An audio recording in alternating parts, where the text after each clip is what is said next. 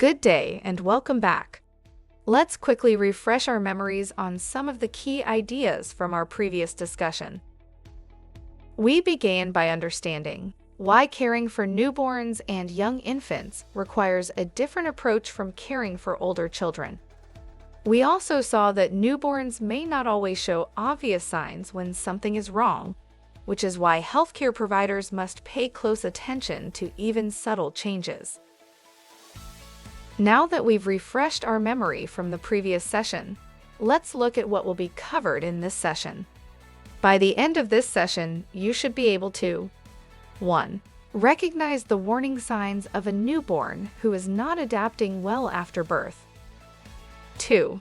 Explain when neonatal resuscitation is required and its role in supporting the newborn's transition after birth. 3.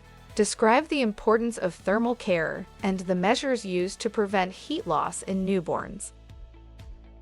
Now that we have discussed what makes neonatal care unique and the essential care every newborn should receive after birth, the next step is learning how to recognize when a newborn is not adapting well. A newborn who is not adapting well may have problems with breathing, color, feeding, temperature, activity, or responsiveness. The challenge is that these problems may begin subtly. A newborn who is too sleepy to feed, breathes abnormally, or moves very little should never be dismissed without careful assessment. Moving on to the warning signs that may indicate a newborn is not adapting well after birth. They include not breathing or breathing poorly, gasping, fast breathing, grunting, chest indrawing, weak cry, poor suck, lethargy, reduced movement, temperature instability, poor color, and convulsions.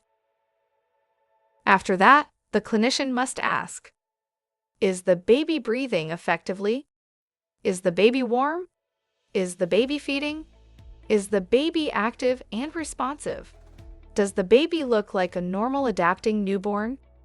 Note, a newborn who does not breathe, feed, move, or respond normally is not safe until proven otherwise. Having identified the newborns who require urgent attention, let's now discuss how neonatal resuscitation fits into early newborn care. Most newborns begin breathing without major intervention, but some need immediate support. Neonatal resuscitation becomes necessary when the baby is not breathing, is gasping, or is not establishing effective ventilation after birth. The purpose of neonatal resuscitation is to establish breathing and support circulation quickly enough to protect the brain and other vital organs. The first priorities are warmth, positioning, stimulation, airway support, and effective ventilation when needed. Even after the initial response, the baby must still be observed carefully because some infants improve at first and later show ongoing instability, poor perfusion, abnormal breathing, or feeding difficulty. Another essential aspect of early newborn care is maintaining body temperature. Let's now explore why thermal care is so important in newborns.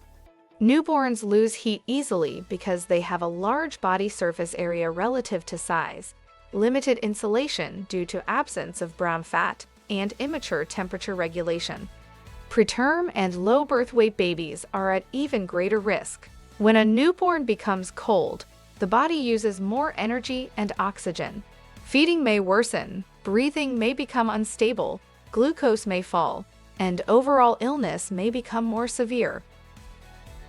Thermal care includes drying promptly, keeping the baby warm, avoiding unnecessary exposure, using skin-to-skin care where appropriate, monitoring temperature, protecting small and preterm infants especially carefully. We've come to the end of this session. Let's quickly rewind. First, the primary goal of resuscitation to newborns is to establish effective ventilation and support circulation as quickly as possible.